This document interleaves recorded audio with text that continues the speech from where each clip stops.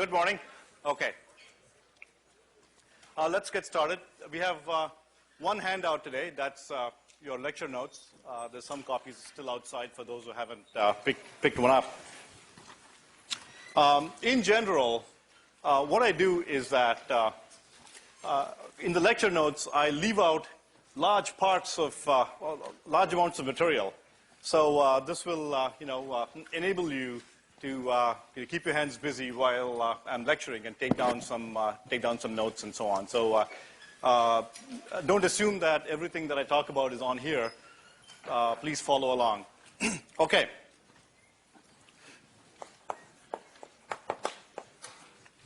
So as is my usual practice, let me start with a quick review of what we covered so far. So what we did primarily was looked at this discipline that we called the lumped matter discipline, which was very similar, very reminiscent of the point mass simplification in physics. And this discipline, this set of constraints we imposed on ourselves, allowed us to move from Maxwell's equations to a very, very simple form of algebraic equations. And specifically,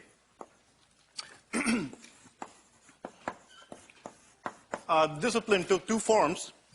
One is, we said that we will deal with elements for whom the rate of change of magnetic flux is 0 outside the elements, and for whom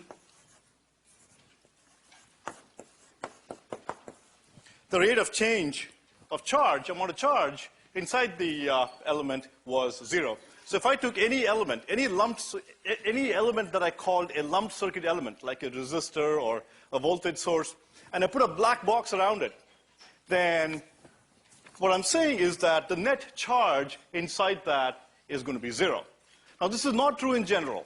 Okay, we will see examples where if you choose some piece of an element, for example, there might be charge buildup, but net inside the, if I put a box around the entire element, I'm going to assume that the rate of change of charge is going to be 0.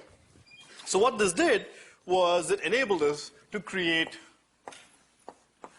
the lumped circuit abstraction, where I could take elements, some element of this sort. This could be a resistor, a voltage source, or whatever. And I could now ascribe a voltage, some voltage across the element, and also some current I that was going into the element. And as I go forward, when I label the voltages and currents across and through elements, I'm going to be following a convention. Okay, the convention is that I'm going to label, if I label V in the following manner, then I'm going to label I for that element as the current flowing into the positive terminal. Okay? By doing this, it's just a convention. By doing this, it turns out that the power consumed by the element is VI is positive.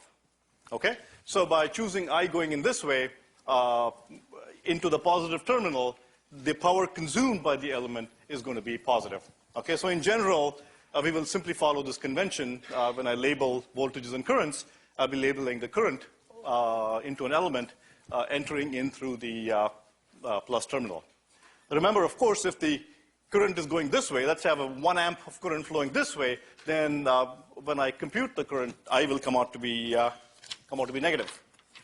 Okay.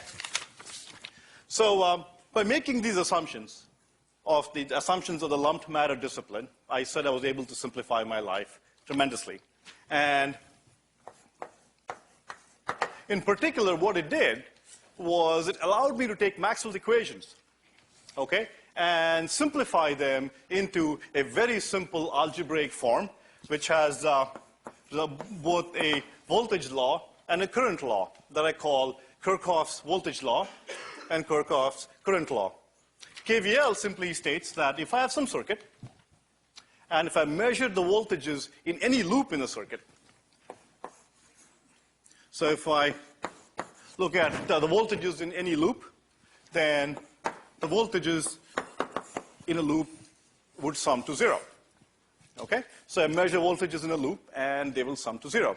Similarly, for the current, if I take a node of a circuit,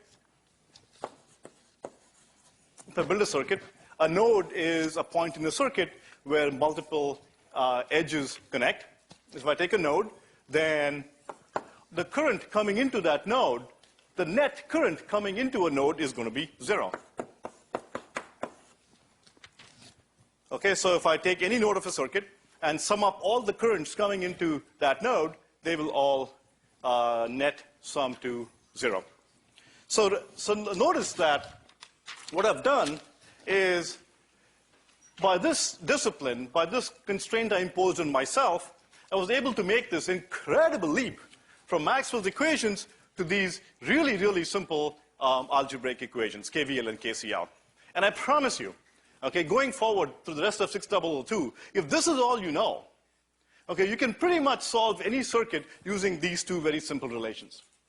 Okay, it's actually really, really simple. It's all very simple algebra. Okay? So just to show you an example, let me do a little demonstration. Let me build a small circuit and measure some voltages for you and show you that the voltages indeed add up to 0. So here's my little circuit.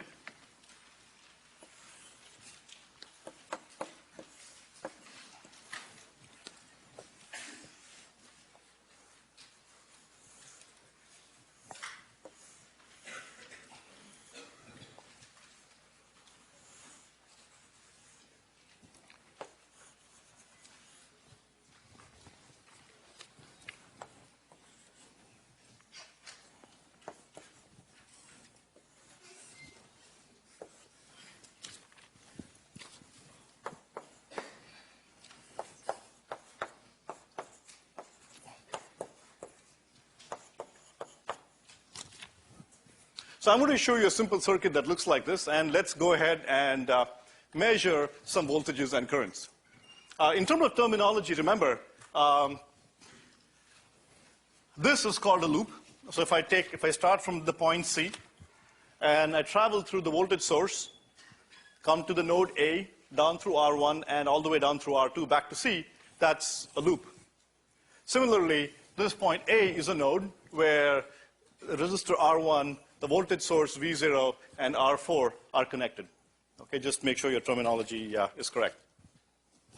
So what I'll do is let me make some quick measurements for you and show you that these KVL and KCL are indeed true. So the circuit's up there. Could I have a volunteer? Any volunteer? All you have to do is write things on the board. Come on over.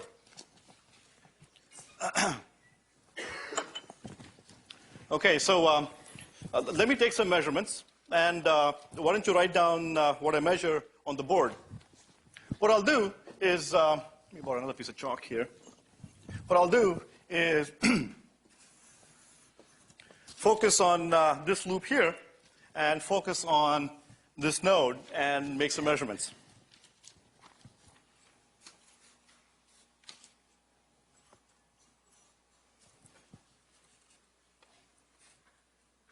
All right, so you see the circuit up there.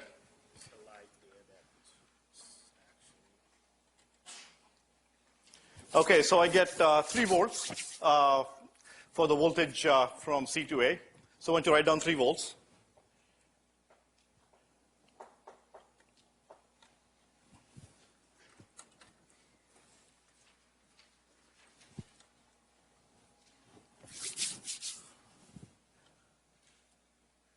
Okay, so the next one is minus 1.6.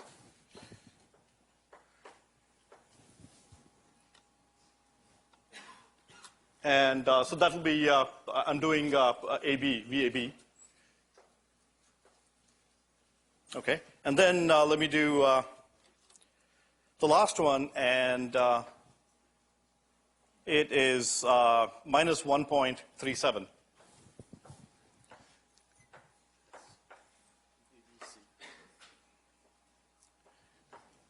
Actually, the measurements, I guess, I have made have been this way. So it's what's written is VAC, but it's okay for now. Don't worry about it. So, so within, well, thank you. I appreciate your help here. Okay, so within bounds of experimental error, notice that if I add up these three voltages, they nicely sum up to 0. Okay. Next, let me focus on this node here, and at this node, let me go ahead and measure some currents. What I'll do now is change to an AC voltage so that I can go ahead and measure the current without breaking my circuit. Okay, this time around, you'll get to see the measurements that I'm taking as well.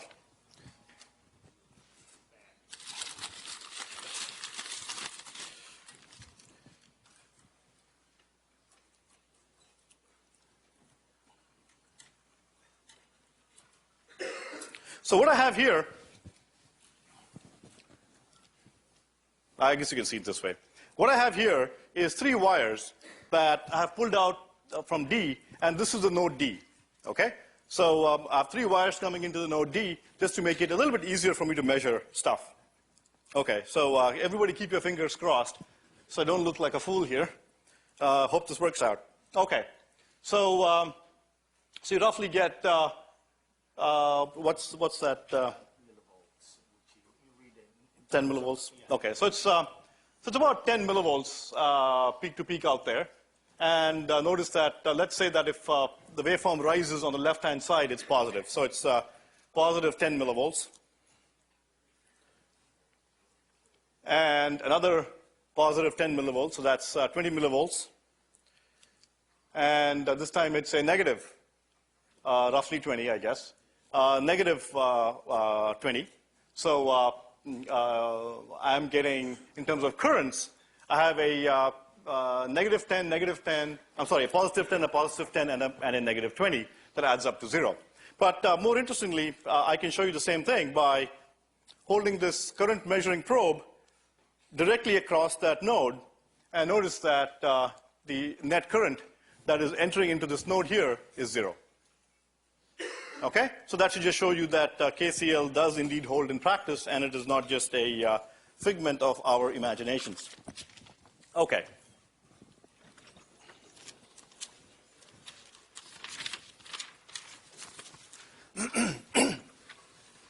So before I go on, I wanted to point one other thing out. Notice that I've written down 2 assumptions of the lumped matter discipline. Okay? There is a third assumption of the lumped matter discipline, and that assumption is, in spirit at least, shared by the point mass simplification in physics as well. Can someone tell me what that assumption is? A third assumption, which I did not mention, which you can read in your notes in section A.2 in the appendix. What's the third assumption that is shared in spirit with the point mass simplification? Anybody? A third assumption we made here is that in all the signals that we're going to study in this course, we made the assumption that the signal speeds of interest, transition speeds and so on, are much slower than the speed of light. Okay? That my signal transition speeds of interest are much slower than the speed of light. Remember, the laws of motion, the discrete laws of motion break down if your objects begin moving at the speed of light. Okay, the same token here, our lumped circuit abstraction breaks down if we approach the speed of light. And there are follow-on courses that talk about waveguides and other distributed analysis techniques that deal with signals that travel at the speed, close to speeds of light. Okay. So with that, let me go on to talking about method 1 of circuit analysis. This is called the basic KVL-KCL method.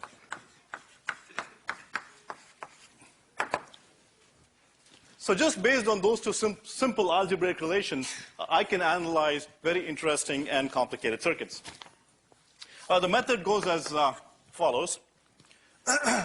So let's say our goal is, given a circuit like this, our goal is to solve it. Okay, in this course, we will be doing two kinds of things, analysis and synthesis. Analysis says, given a circuit, okay, what can you tell me about the circuit?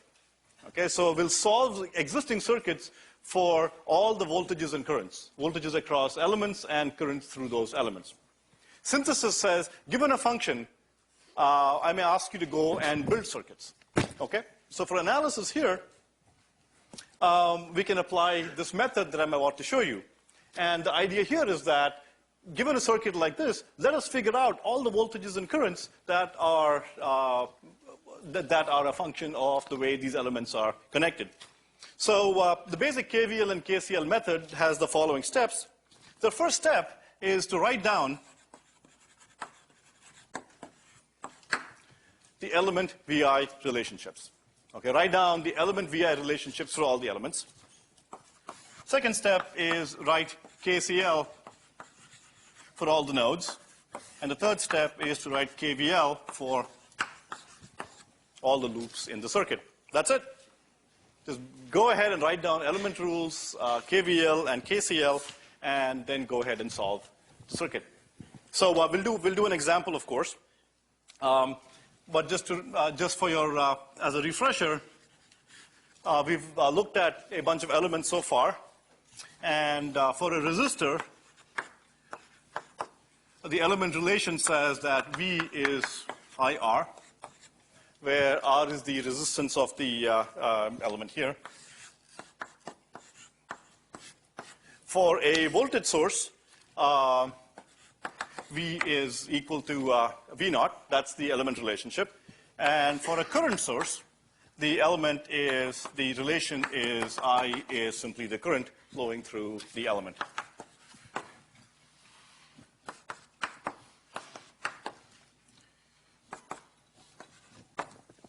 Okay, so these are some of the simple element rules for the devices that the current source, voltage source, and the resistor. So let's go ahead and solve a simple circuit. And what I'll do is go ahead and solve this circuit for you.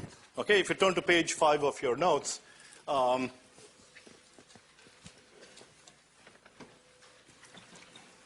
going to go ahead and edit this circuit here. You can scribble the values on your notes on page 5. Okay, so as the first step of my KVL KCL method, I need to write down all my element VI relationships. So before I do that, let me go ahead and label all the voltages and currents that are unknowns in the circuit. So let me label the voltages and currents associated with the voltage source, I0. Notice I continue to follow this convention where whenever I label voltages and currents for an element, I will show the current going into the positive terminal of the element variable, okay, of the element variable voltage. So, so here I have V naught and I naught. Let me pause here for 5 seconds and show you a point of confusion that happens sometimes. Oftentimes people confuse between what is called the element, the variable associated with the element versus the element value. Okay, notice that here, capital V naught is the voltage that this voltage source provides, while this name here, V naught, is simply a variable that we've used to label the voltage across that element. So similarly, I can label V1 as the voltage across the resistor, and I1 as the current flowing through the resistor. So this method of labeling, where I follow the convention that the current flows into the positive terminal, is called the associated variables discipline.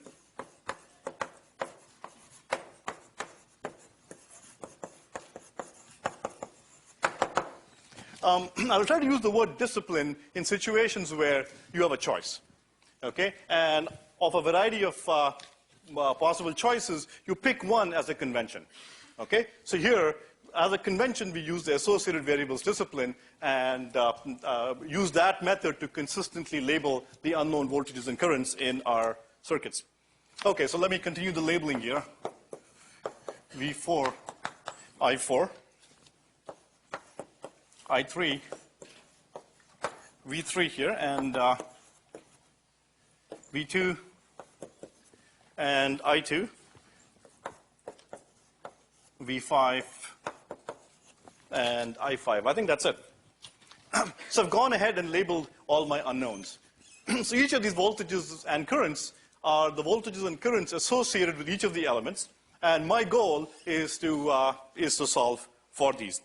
Okay? So in terms of our solution here, let's follow the method that I outlined for you. So as a first step, I'm simply going to go ahead and write down all the element VI relationships. Okay, so as a first step, I'm going to go ahead and write down all the VI relationships. So can someone yell out for me the VI relationship for the voltage source?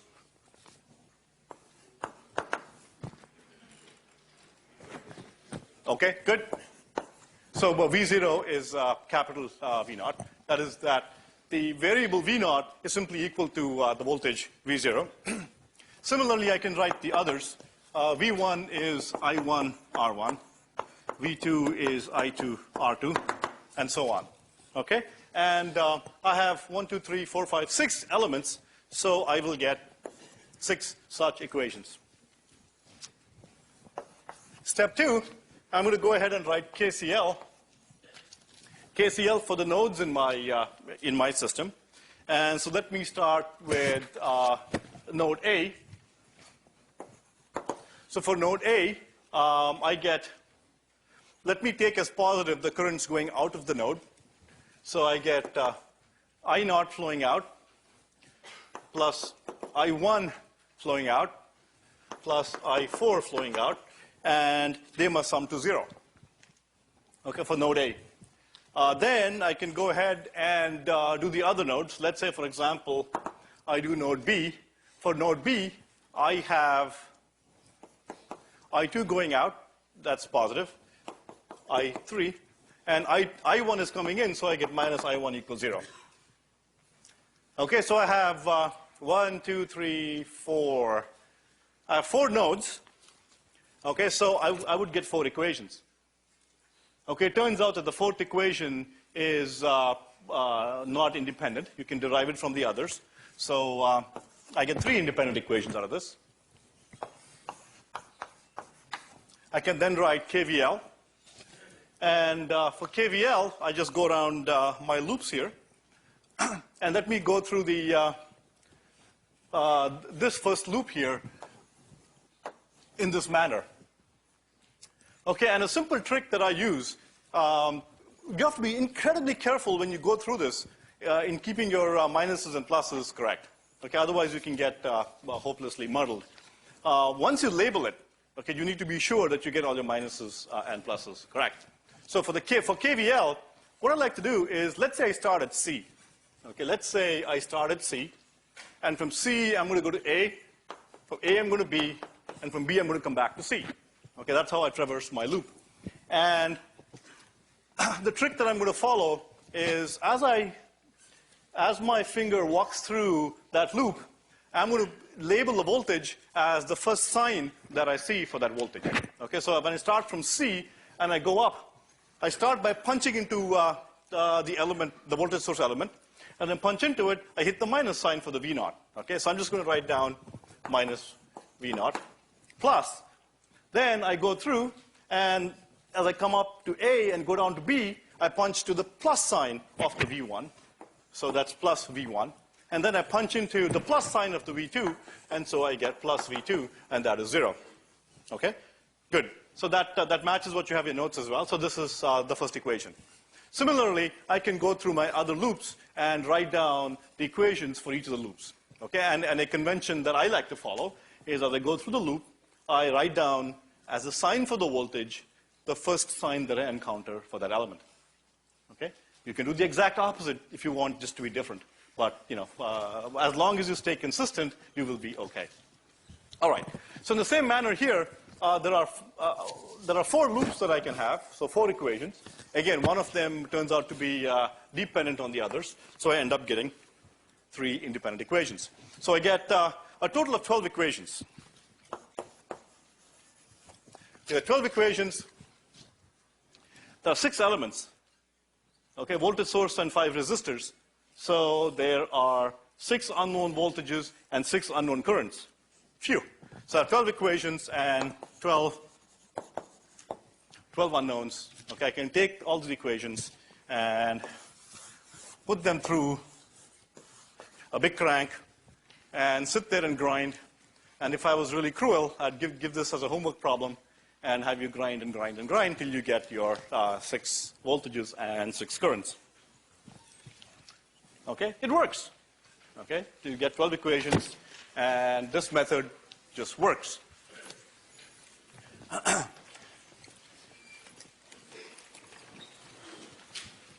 However, notice that this is quite a grubby method. It's quite grungy. You know, I get 12 equations, and it's quite a pain, even for a simple circuit like this. However, suffice it to say that this fundamental method that is just one step away from Maxwell's equations simply works. Okay? So what we'll do is, in the rest of this lecture, I'll introduce you to a couple more methods. One is an intuitive method, and another one called the node method is a little bit more formal, but is much more, I guess, much more terse than the KVL, KCL method.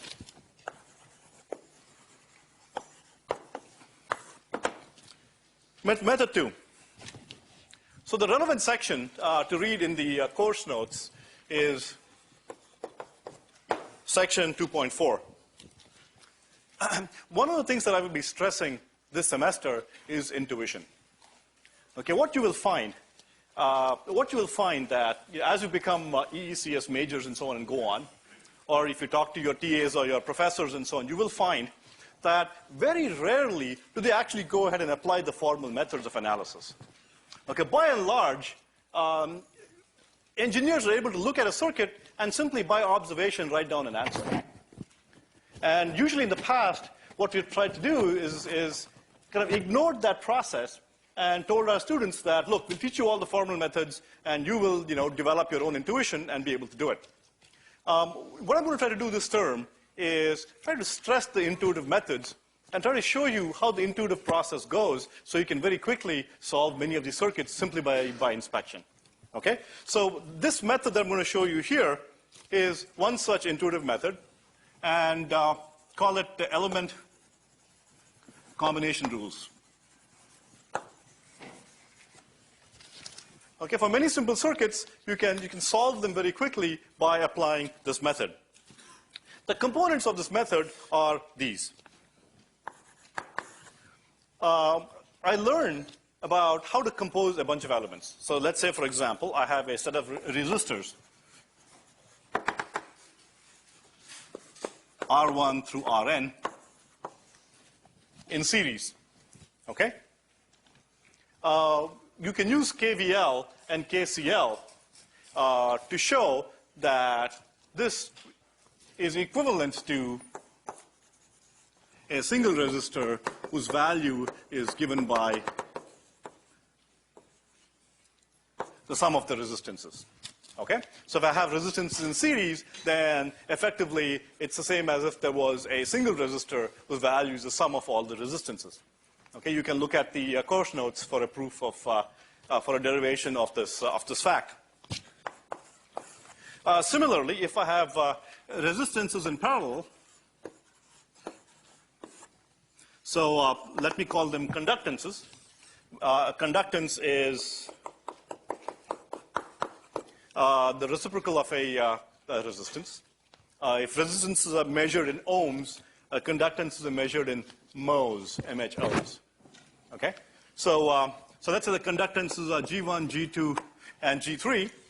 Then effectively, this is the same as having a single conductance whose effective value is given by the sum of the conductances. Okay? Conductances in parallel add, and resistances in series add. Similarly, for voltage sources, if I have voltage sources in series, then they are tantamount to the sum of the voltages. And similarly, for currents, if I have currents in parallel, then they can be viewed as a single current source whose currents are the sum of the individual parallel currents. So let's do a quick example.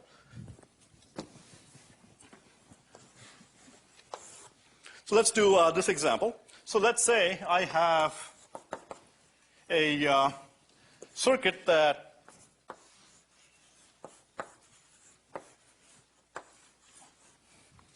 looks like this, and 3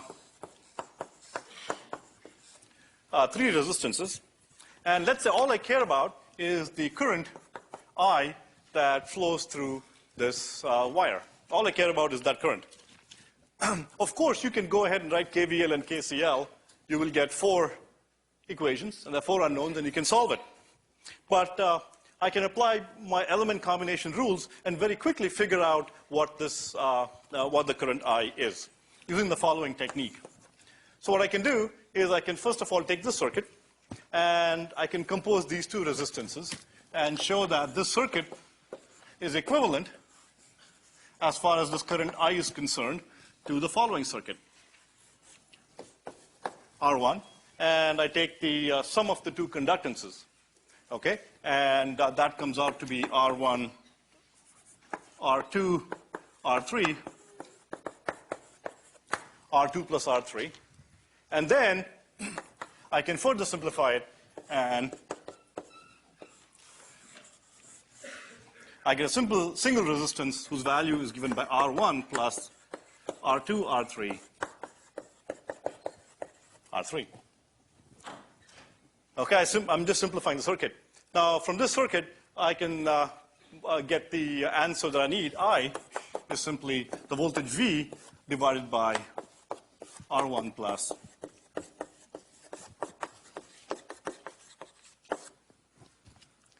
Okay? So in situations like this, where I'm looking for a single current, I can very quickly get to the answer by applying some of these element combination rules, and I can get rid of having to go through a set of formal steps. So in general, whenever you encounter a circuit, by and large, attempt to use intuitive methods to try to solve it, and go to a formal method only if some intuitive method fails. Even in your homeworks, by and large, the homeworks are not meant to be grungy. Okay, if you find a lot of grunge in your homework, just remember, you are probably not using some intuitive method. Okay, so just be cautious. All right. So let me go on to the third method of circuit analysis. And the third method is called the node method.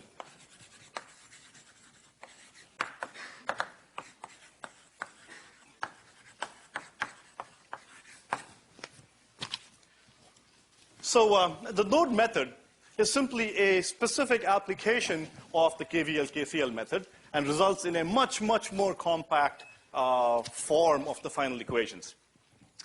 If there's one method that you have to remember for life, then I would say just remember this method.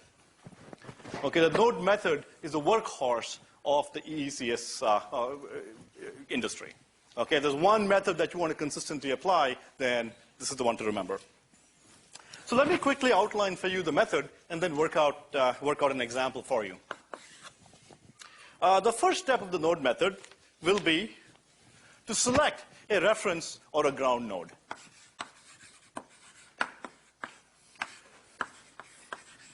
This is a symbol for a ground node.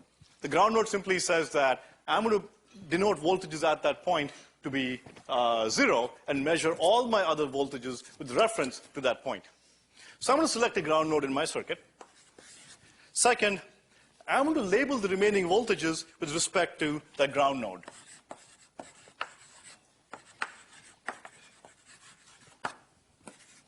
So label voltages for all the other nodes with respect to the ground node. Next, write KCL for each of the nodes, write KCL. Okay? Don't write KCL for the ground node. Remember, if you have n nodes, the node equations will give you n minus 1 independent equations. So write KCL for the nodes, but don't do so for the ground node. Then solve for the node voltages. So let's say when we label voltages, I'm going to be labeling them as E something or the other. So solve for the unknown node voltages. And then once I know all the voltages associated with the nodes, I can then back solve for all the branch voltages and currents. Okay, once I know all the node voltages, I can then go ahead and figure out all the branch voltages and the branch currents. So let's go ahead and apply this method and work out an example.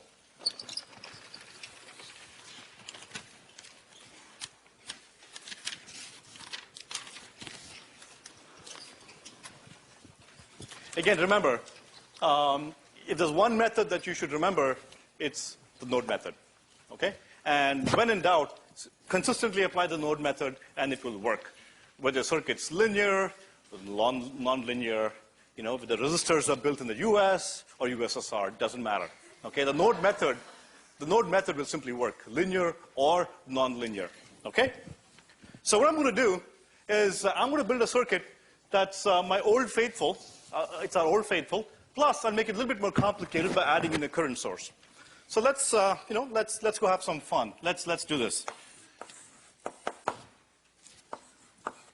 So here's my voltage source as before.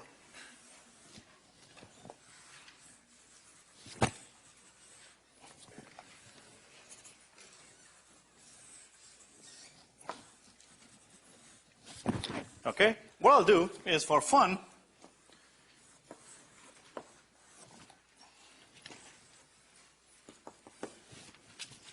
add a current source out there, and you can convince yourselves that if you go and apply the KVL, KCL method, it will really be a mess of equations. Okay, so R1, R3, R4, R2, R5. Okay, so let's follow our method and just plug and chug here. So let's apply the first step. I select a ground node. It's a reference node from which I'll measure all my other voltages. Okay? Now, without knowing anything about the node method, try to use your intuition as to which node you should choose as a ground node. Okay, remember, you want to label the ground node with the voltage 0 and measure all the other voltages with respect to that node. Okay, and a usual trick is to pick a node which has the largest number of elements connected to it as the ground node. Okay? And in particular, you will find out later, it's useful to pick a node to which all your voltage sources, the maximum number of your voltage sources are also connected. Okay, so in this instance, I'm going to choose this as my ground node.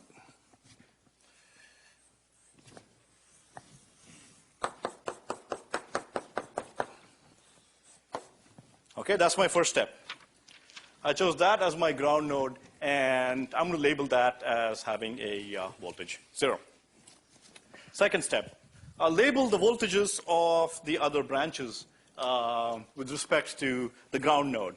Okay, so what I'll do is I have this node here. So I'm going to label that voltage E1. These are my unknowns. Remember, node method, because my node voltages are my unknowns. So I label this as E1. I label this one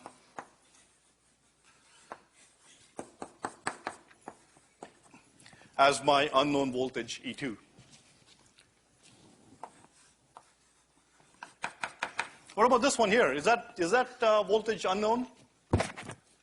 No, I know what the voltage is because I know that this node is at a voltage V0 higher than the ground node.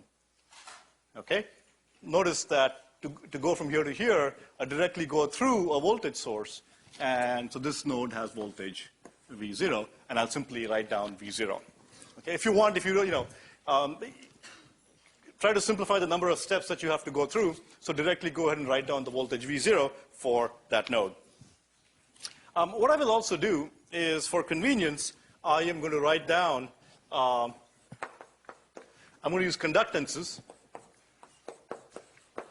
So I'm going to use GI in place of 1 by Ri and write down a bunch of node equations. Okay, so step 1, I've chosen my ground node. Step 2, I've labeled my node voltages E. Okay, I've done with 2 of my steps. Now let me go ahead and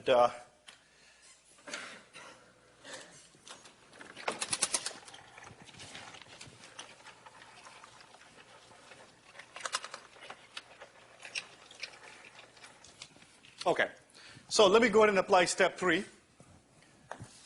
And step 3 says,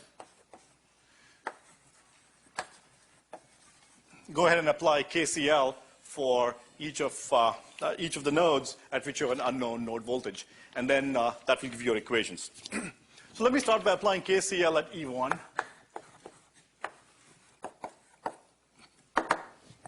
So let me write KCL at E1.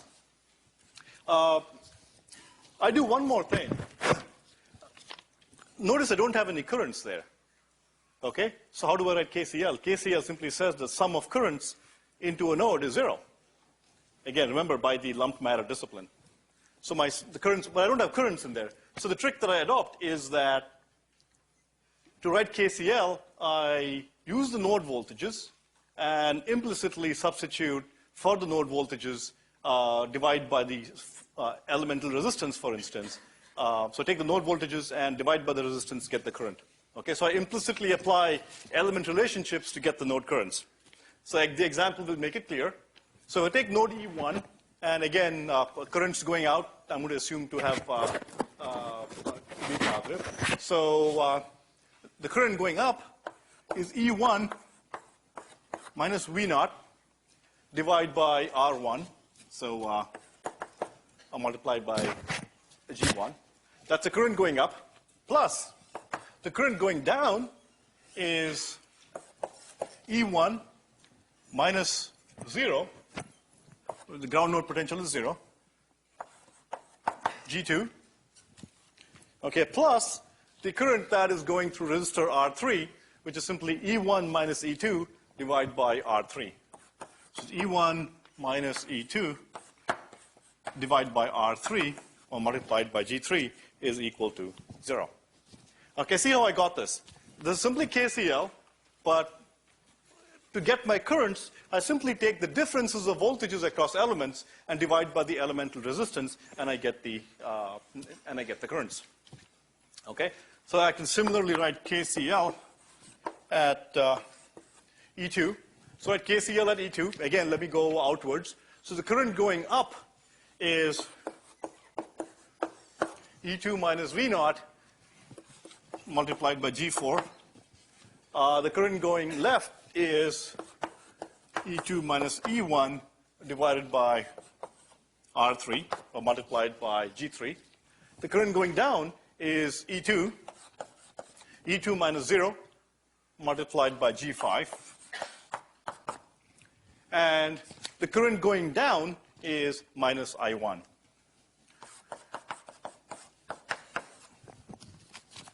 Okay, you've got to be careful with your polarities here. So all the currents going out sum to 0. And so here are the currents that are going out at this point. So what I do next is I can move the constant terms to the left-hand side and collect my unknowns. So let me write them out here. So let's say I get E1 here, okay? And so from this equation, I have a V0 G1, which comes out here. So minus V0 G1 comes over to the other side. And let me collect all the values that multiply E1. So I get G1 is one example. I have G2, and I have G3. And then for E2, I have minus G3. Okay? So I've simply expressed this as the element voltages multiplied by some terms in parentheses, and I put my external sources on the right-hand side. Similarly, I go ahead and do the same thing here. In this instance, let me move my sources to the right. So I get I1 coming out there, and I get V0 G4 coming out there. By the way, I just want to mention to you that if you're looking to fall asleep, this is a good time to do so, because as soon as I write down these two equations, okay, from now on it's a nap time. There's nothing new that you're going to learn from here on. Okay, it's just Anant Agarwal having fun at the blackboard pushing symbols around. So once you write down these two node equations, the rest of it is just grubby math. So let me just have some fun. So let me go ahead and do that. So I move my voltages and currents to the other side. And let me collect all the coefficients for E1 here. So E1 is minus G3. And that's it, I guess. OK. And then I do the same for E2. So I get G4, and I get G3, and I get G5. Okay? So notice here that I have two equations, and two unknowns. Okay, the two equations are, on the right-hand side, I have some voltages and currents, which are my drive voltages and drive currents.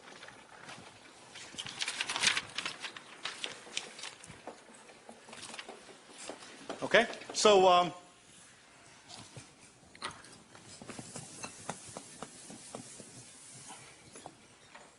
actually, this is getting quite boring, so I'm going to pause here and talk about something else. So you can take this and you can put this in matrix form. So I've done that for you on page 10. You can say, oh, matrix form, yeah, I know that. You can use any technique to solve it. Use algebraic techniques, use linear algebraic methods to solve it, use a computer, whatever you want. And computers, when computers analyze circuits, they write down these equations and deal with solving matrices. So when you took a linear algebra class, how many people here have taken a linear algebra class? How many people here have heard of Gaussian elimination? And how could more people have heard of Gaussian elimination than took a linear algebra class? Well, anyway, so now you know. So now you know why you learned about why you took those linear algebra classes. And so if I just collected these into matrix form,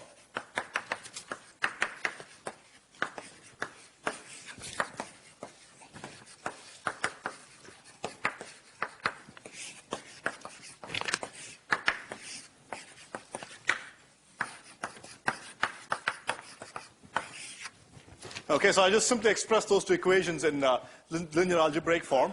And here's my column vector of unknowns. And you can apply any of the techniques you've learned in linear algebra to solve for this. Gaussian elimination works. Okay? And in people doing research in computer techniques for solving such equations simply deal with huge equations like this, building computer programs that, given equations like this, can go ahead and solve them. Okay?